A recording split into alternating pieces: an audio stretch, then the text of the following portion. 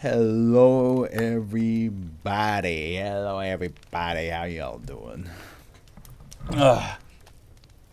Yesterday was Friday the 13th. I watched Halloween Kills and It Follows. One of them a bit older than the other, of course, but yeah, no, I had a good time. I stayed up very long yesterday, so I'm not sure how well I'm gonna handle today. Also, I'm probably gonna head downstairs after like one or two reading because I had pizza with anchovies and I can feel all of the sodium just like mixing with my stomach acid, and I'm getting hungry. Not hungry, thirsty. Hungry I'm not. I'm definitely not hungry because, well, at least for not for now. But yeah, no, it's great to be back.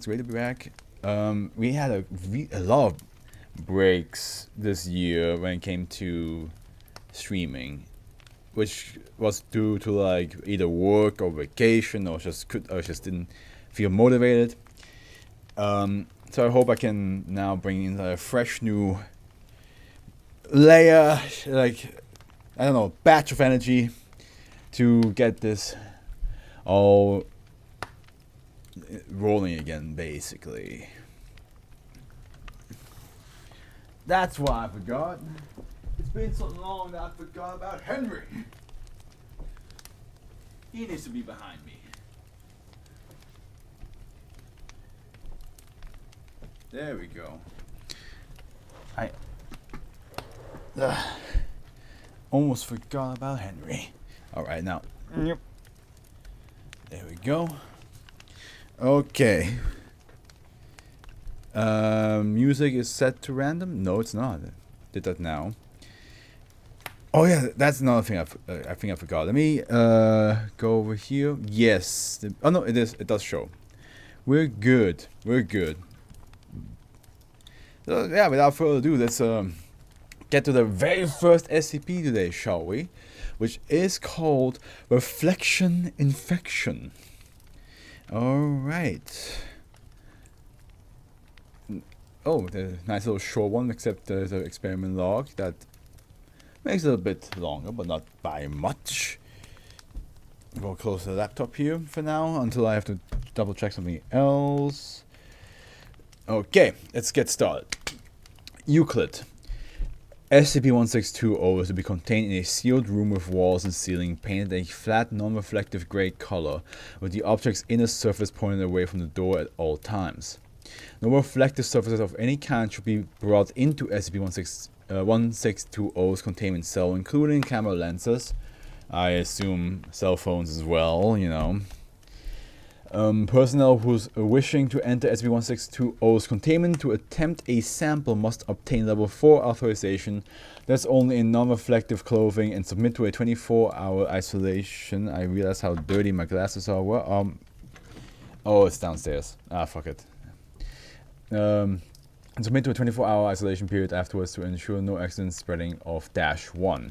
If an individual is determined to be infected by -1, they must be placed in an opaque container with an air supply and immediately transported to an isolation cell with a single movable mirror and no other reflective surfaces. The mirror must be placed flat against the floor or wall whenever another individual is present in the ceiling, and otherwise used only to track the development of -1. Once -1 has reached stage 3 maturity, the mirror must be removed and the subject contained for a further minimum of 3 months. Upon completion of the isolation period, if the subject views their reflection without any sign of -1, they may be released back to normal duty without incident. Oh boy. Basically just, yeah, mirrors suck, don't have them. SCP-1620 is a sheet of rectangular metal alloy measuring approximately 2 × 2.5 × 0.25 meters, curving at an angle of 2.5 degrees along the long edge. One of the short edges is torn and jagged, while the remaining 3 edges are smooth at perfect right angles. Spectroscopic analysis of samples taken from SCP-1620 proved to be inconclusive, though high concentration of both titanium and tungsten were registered. The outer side of the object surface is blackened and scarred and pitted in a manner resembling exterior surfaces of man-made objects that have survived atmospheric re-entry and exhibit no anomalous properties. Okay, maybe it came from a UFO. Actually, let me check something. How is the big head still work? It still works. It's perfectly how it's supposed to be. But yeah, right. Am I right? I should get a Henry one. You know, like one where it just points directly at him, because I think that would be a fun little thing to do. But yeah, what if it's from a UFO? We never know. When a human being or other humanoid living organism is reflected in SCP-1620's inner surface, they become host to an instance of the organism identified as -1. -1 is a non-corporeal parasitic entity that copies and replaces humanoid reflections. As such, it is only visible or interactive when it can be viewed in a reflective surface. The entity's development progresses through 3 distinct phases over a period ranging from 1 to 10 weeks, designated Stage 1 through Stage 3. What? Why does this sound familiar? Is there some like supernatural being that can only possess you if you look into the mirror? Because like, I mean, there's one in JoJo, like there's one stand in JoJo, like the reflection allows it to travel. Yeah, but that's something else.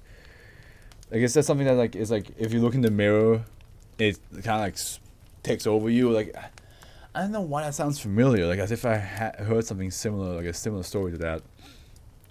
Infection stage 1 lasts between infection stage 1 lasts between 6 and 18 hours, starting from the time the host is exposed to SCP-1620 or effective.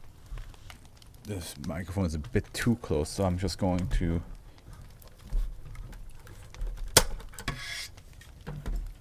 It's like leaning over the edge, and it's making me uncomfortable. There we go. Reflective surface currently displaying on an instance of -1 in Stage 3 maturity. During Stage 1, the entity is visually identical to its host's actual reflection and cannot be distinguished as abnormal by any individual other than its current host. I mean, I'm also now thinking of Scooby-Doo Ghoul School, where Shaggy got like replaced by a mirror monster version of himself. But that's something different. That's swapping out. That's not possession. Over the duration of Stage 1, the entity will become increasingly desynchronized from its host's actual movements, starting with a slight lag effect as it belatedly attempts to imitate the host and gradually progressing to the point where it behaves completely independently of the host. Now I'm thinking of Mandela Cut. God, there's so many things that sound like similar to this, and I'm just like, but I'm not. But I'm pretty sure read a story that had something to do about a supernatural being that possesses you if you look in the mirror. I am almost certain. Infection stage 2 lasts between 24 hours and 7 days, though the transition point between late stage 1 and early stage 2 is difficult to identify. During stage 2-1 remains capable of visually independent activity, though it remains incapable of actually affecting the environment outside the reflective surface it is currently displayed in. When in view of humanoid organisms other than its host, -1 will attempt to imitate an ordinary reflection, though the lag effect developed during stage 1 remains. If apparently alone within its host's field of view, the entity exhibits a friendly and non-hostile demeanor, using body language to present a non-threatening attitude. When observed remotely and not in view of its host, however, -1 can be seen studying its host with anger or outright hostility, often accompanied by subtle or overly threatening gestures. Ow, that hurt. As stage 2 progresses, the entity begins to diverge in a visual appearance from its host as well, gaining or losing body mass, altering facial features, and changing overall body type. I love the idea of like it doing like the most typical, like the most stereotypical girl thing. It's like, yeah, we're besties, yeah, and then like walk away like, oh, I hate that bitch. Yeah, you know what I mean? Like it's the most stereotypical thing you can ever hear. When Dash 1's visual appearance has stabilized. It is considered to be in stage 3. Infection stage 3 lasts for indeterminate time, currently not known to exceed 9 weeks. During stage 3, Dash 1 reflects as a vaguely recognizable and heavily distorted image of its host, varying by individual while adhering to certain commonalities. Based on conducted testing, the appearance of a stage 3 entity is believed to be a facsimile? Is that what? How do you say this? Pronunciation. Oh yeah, I got my desktop set to. I got this with. Oh fuck. Okay, hold on.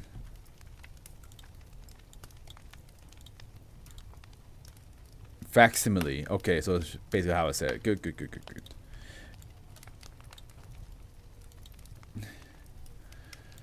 Okay. And what does it mean? An exact copy. So notice. So a simile is like the word like. That's a simile or as. Well, facsimile means it is, or well, not it is, but it. So basically saying pen is like a pencil because they both can write, but then a second pencil is just a pencil. So that it's an exact copy of each other. Listen, I'm trying to like make a sense for myself here, okay? To be a facsimile of the host's own subconscious self-image rather than the outward physical shape. Okay, whatever the host thinks they look like, Dash 1 will become that. Okay. Notably, whether by accident or malice, SCP-1620 appears to latch onto the host's most negative self-portrayal, typically causing them great distress in the process. A Stage 3 instance of Dash 1 is considered contagious, capable of spreading itself to the reflection of any suitable host currently displayed in whatever surface it is occurring. Oh boy. We had a previous SCP that had to do with mirrors, didn't we? For the duration of Stage 3, the entity ceases to placate or interact invitingly towards its host, instead exhibiting actively threatening or mocking behavior. Regardless of its host attention is currently, if the host attention is currently directed at it, whether threatening the host or ignoring it entirely, its action exhibits intent to either distress the host and induce it to seek help, or to draw the attention of onlookers and allow its propagation more directly. When Stage 3 reaches its conclusion, the entity appears to die, reversing all changes made to its appearance in minutes and returning the host's reflection to normal. To date, no individual known to host a Stage 3 instance of Dash 1 has recurrence, though host individuals have a high 60+% chance of developing mild to severe catotrophobia. Saying things like as if as a normal person like me can understand. I'm not normal. What I'm saying. Not pronunciations. Pardon me. Someone with will have an abnormal and irrational fear of mirrors. Yeah, I mean, in this case, it's not really irrational now, is it? It's not really irrational. Experiment log. There's a couple. Okay, date 4/12. Procedure: D-class. D-class personnel given individually a lighter, blowtorch, gas, welding torch, and flamethrower. Each subject instructed to approach SCP-1620 and attempt to apply a scorch or burn mark to either surface. All attempts to mark or damage SCP-1620 by means of heat met with failure. D4 refused to cease use of the flamethrower on command and was terminated. The resultant explosion also had no effect on SCP-1620. Terminated on the spot, and it's just to cause an explosion like that. Okay. 4/14.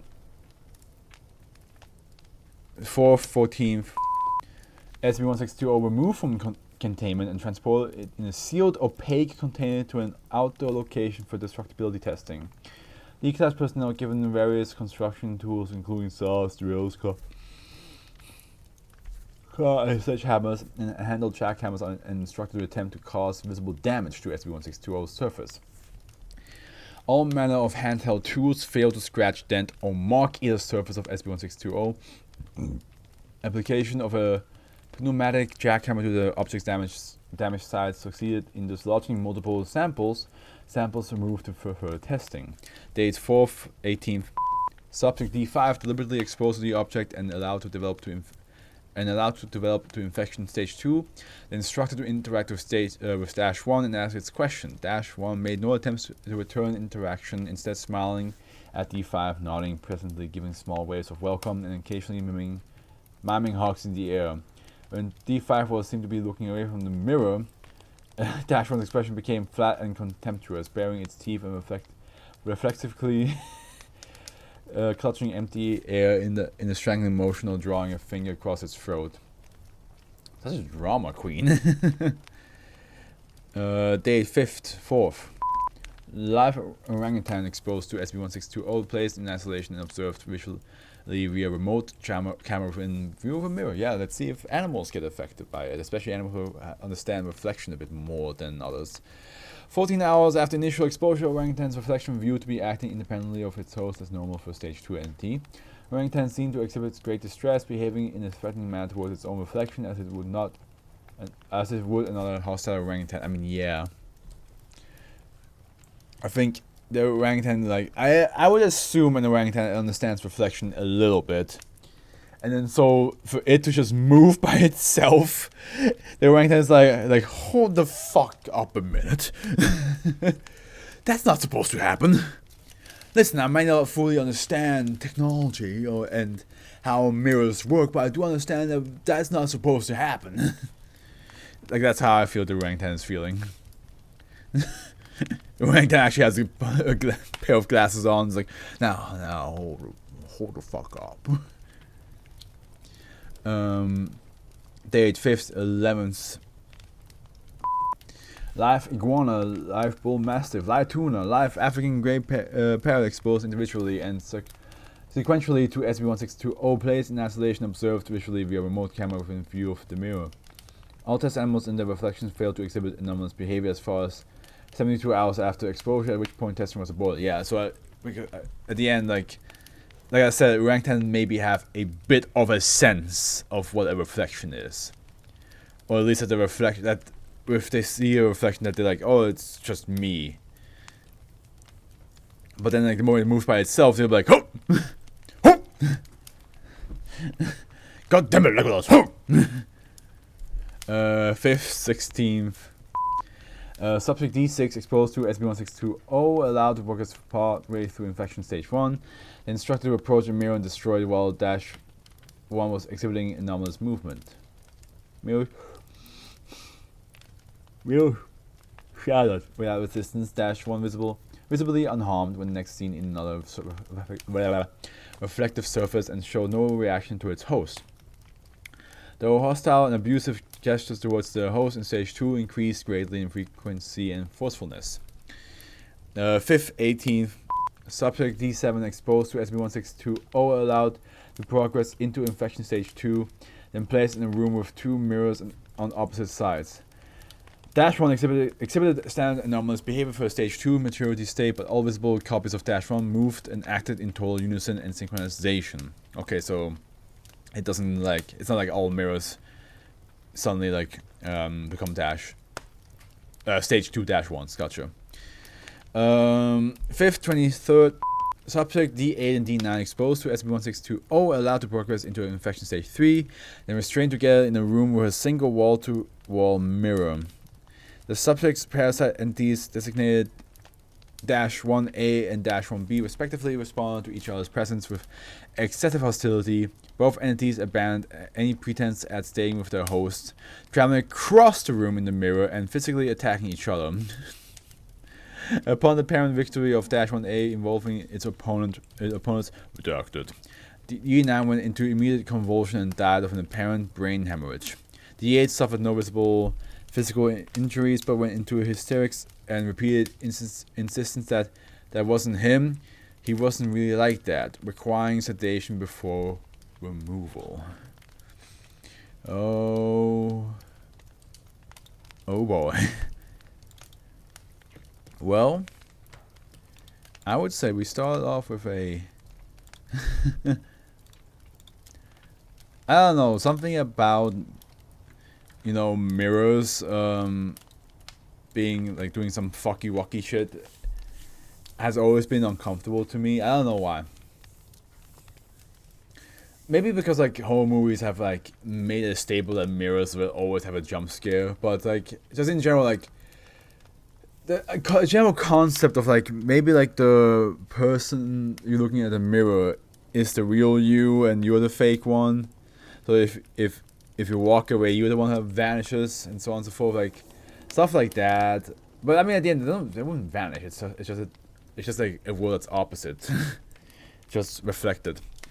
But like yeah, the idea of like maybe like the mirror you is just pretending to like to match your movement, but in secret, like whenever you like turn around, walk away, it secretly like looks at you real quick or something like that. Stuff like that does creep me out. Like supernaturally, that's probably like one of the things that would creep me out the most, next to like, you know, possessed puppets. But yeah, like,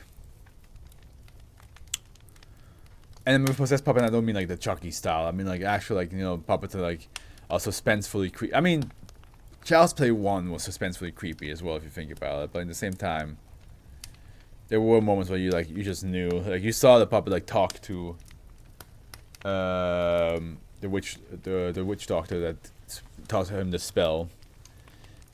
So, but I'm talking like more was it Dead Silence? Is that the movie's name? Let's see here.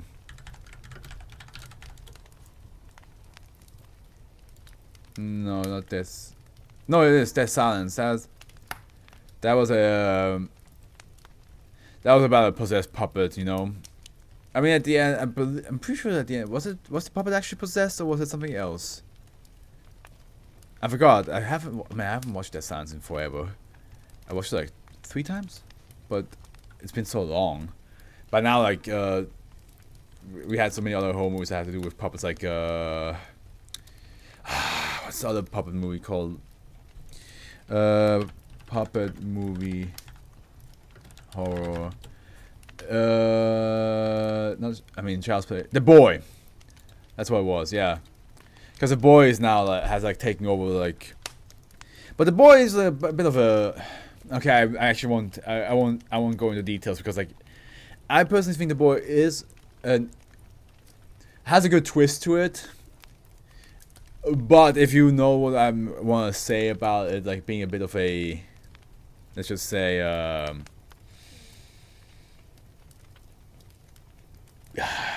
what's a good word? I don't want to say, if I say the word that I'm thinking of, then it would be a spoiler. So, so yeah, but yeah, The Boy kind of took over my mind now. So maybe I rewatched Dead Silence, like, or I just have it like in the background somewhere, just like hear the audio and be like, oh yeah, that's what happened. But yeah, it's been a while since I watched Dead Silence.